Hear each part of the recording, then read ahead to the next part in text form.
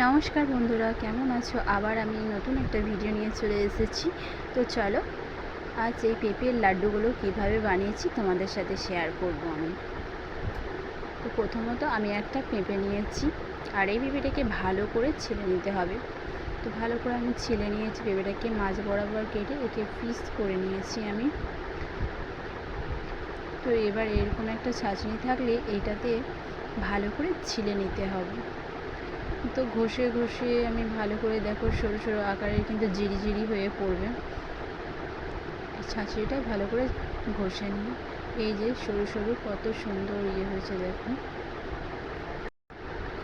আর এই যে জিরি জিরি হয়ে গেছে, এদিকে আমি কড়াই কিন্তু উনুনে বসিয়ে দিচ্ছি। এবার হাফ বাটি আমি চিনি নিয়েছি, এই চিনিটা কড়াইতে দিয়ে দিলাম।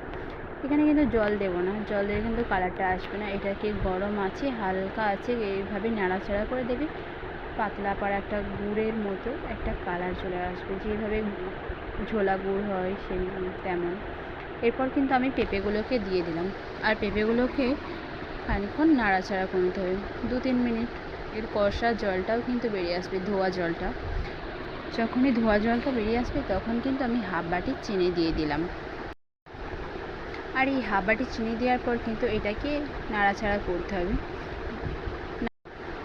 এটাকে কিন্তু ঘন ঘন নাড়াচাড়া করতে হবে যাতে না ধরে যায়।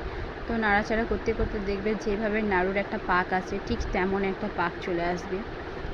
তো আঠা আঠা হয়ে আসবে, ঘন ঘন কিন্তু এটা নাড়তে হবে, নাহলে কিন্তু ধরে যাবে। এই যে এটা কিন্তু আমার এবার হয়ে এসেছে, লাল লাল হয়ে এসেছে। এটা আমি একটা থালার মধ্যে, তো লাল লাল হয়েছে, এটাকে এবার আমার তুলে নেব।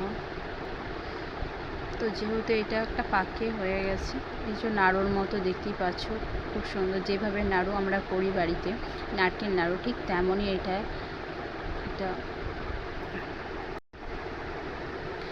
এবারে এটা আমি গোল গোল একটা আকার, যেভাবে নাড়ু আমরা তৈরি করি ঠিক তেমনই গোল গোল একটা আকার দিয়ে দেবো। এই যে আবারও আমি অল্প কিছু নিয়ে গোল গোল একটা আকার দিয়ে দেব।